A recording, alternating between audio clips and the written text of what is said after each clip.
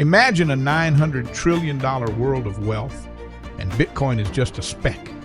But with Wall Street and BlackRock stepping in, that tiny speck could reshape the future of global finance. Hello everyone, this is BTC Insight and welcome to yet another deep dive into BTC Insight. Before we jump in, make sure to hit that like button and subscribe if you haven't yet. You won't want to miss this. Willy often frames Bitcoin in terms of scale. The world holds roughly $900 trillion worth of assets, everything from real estate and equities to bonds, commodities, and private markets. Against that backdrop, Bitcoin, even at $1 trillion valuation, is just a speck of dust. For most wealth managers, recommending Bitcoin wasn't just risky, it was career-threatening. How could they suggest an asset viewed as volatile, unregulated, and outside the system? That was the case until one crucial turning point: Larry Fink and BlackRock.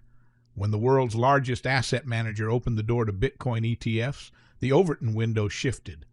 Suddenly, Bitcoin wasn't fringe. It became legitimate, and for wealth managers, that changed everything. As one Swiss banker told Willy a year ago, I wasn't a believer. But when BlackRock launched their ETF, I bought. Because I know exactly what happens when they get involved. They market it to the world. Bigger picture of $900 trillion of wealth assets. And Bitcoin at the time was only $1 trillion. Most wealth managers would be potentially risking their jobs, their client base, if they recommended Bitcoin. And then when Larry Fink opened that up, he made it, he moved the Overton window in a way, kind of. Yeah, like a wealth manager could now recommend Bitcoin. And I was talking to, we work with a Swiss private bank, and the banker there, who's been there all his life, managing wealth, said that I had visited him a year beforehand. And he said, I'm not a believer in this Bitcoin stuff. A year later, after the ETF, he said, I just bought some. And the reason why he bought it was because I know exactly what happens with this. Once it's on that ETF, once BlackRock's on it, they're going to push this product out to the world, and everyone will market Bitcoin. And so I think in terms of Bitcoin going from 1 trillion to, that 100 or more that we all think about, that's the turning point. The industry's matured, the infrastructure's matured after FTX.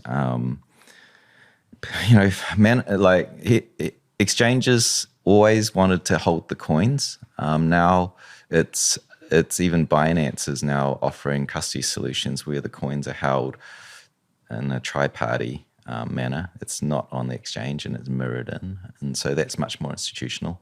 So that's rolling through. You've got people like Fidelity offering custody, and that's mirroring to the exchanges. So TradFi is coming in and hardening up the exchange rails a lot.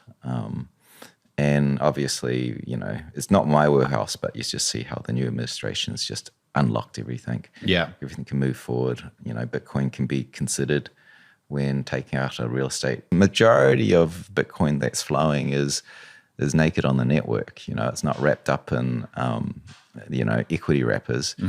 But even so, you can think of the ETFs in aggregate are just a closed sort of box. And if people are buying and selling inside that, it's neutral. If they want more, then more is coming across that membrane. That's a demand. And you can look at that.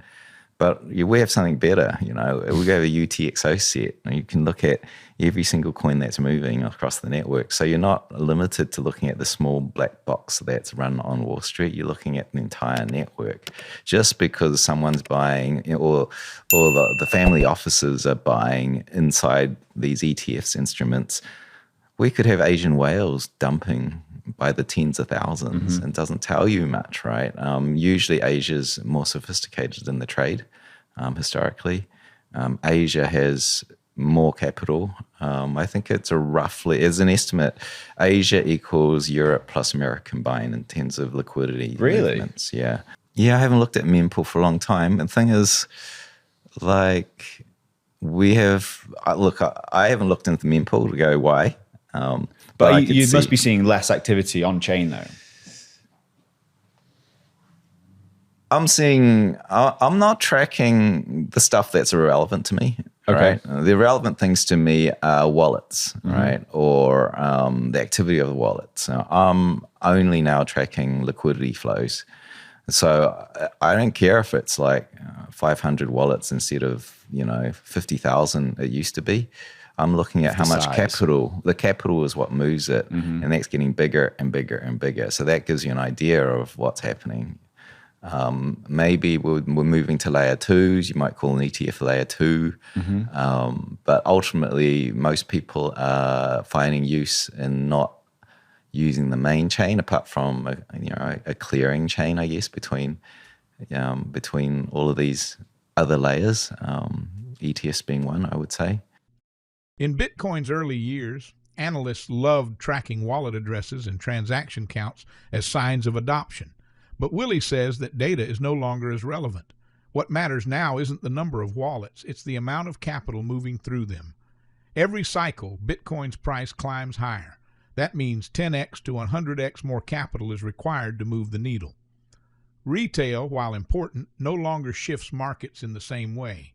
Instead, it's the concentrated capital pools, pension funds, sovereign wealth funds, and asset managers that decide the pace of adoption. Retail investors may ultimately own the money inside those funds, but it's the managers who decide where billions flow. Retail will come in. I think that they've always been there. It's just they're not really moving the needle. And, every cycle will roughly 10x higher, or in the early days 100x higher in price, which also means 10 to 100x more capital needs to move the price. And like the reality of the wealth distribution, when you talk about what does retail have, what does the concentrated capital pools, which still might be owned by retail, but going through ETF wrapper or in a pension fund, or it's retail money, but it's managed by a manager who's like deciding, let's put a 3% allocation into Bitcoin, and then boom, you've got billion size tickets. So I think those are the things that are mattering now, and like even if talking to Daniel Batten, but the work he's done with pension funds, sovereign funds, looking at the capital pools they have, I think the number's around $30 trillion that they manage out of that 900 trillion, and for a lot of them, they can't allocate to Bitcoin because they believe that it's bad for the environment. It's against the ESG agenda. So dismantling that, these are the things we have to dismantle in the industry, is all the barriers stopping the big capital pools, which are still owned by retail ultimately, but managed by professionals, for that to really come in. Larry would have a big impact, I would say. You see the media switched, and I think that might just be around Larry and who owns all of these. I think, what is it? BlackRock has 15% voting power of the entire equity markets in the US. Is that true? That's insane. Yeah, because they manage what is it? What's the number? 10, $14 trillion? Trillions of dollars, I'll find out. It's... There's only 100 trillion, 110, something like that, trillion dollars of equities, public equities in the world. And I talked to someone from BlackRock who actually did the voting, right? BlackRock make, they manage other people's capital, but who gets the vote? BlackRock gets the vote, even though shareholding is by their investors. And that's very powerful. And I think they're pretty high on all the cap tables, including the media companies. That's one side, and the other side is the pure research, like people like Daniel and his cohort are doing. Willy Woo's analysis reminds us that Bitcoin is no longer just about retail adoption, tech innovation, or memes. It's about capital flows, infrastructure, and global wealth allocation. When $900 trillion of wealth exists, and Bitcoin is barely scratching 1% of it, the asymmetry is staggering. The entry of BlackRock and Wall Street isn't the end of Bitcoin's story. It may be just the beginning of its next chapter. The infrastructure is ready, The narrative is shifting, and the capital pools are massive. Whether you're a retail investor, an institutional manager, or simply curious, understanding these dynamics is crucial. Because as Willy Woo shows us, Bitcoin isn't just another asset. It's a mirror reflecting the future of global finance. And that future is unfolding right before our eyes. That's it for today's look into BTC Insight. If you enjoyed this deep dive, hit that like button, drop your thoughts in the comments, and subscribe to stay on top of all the latest insights. Keep questioning, keep learning, and we'll catch you in the next one.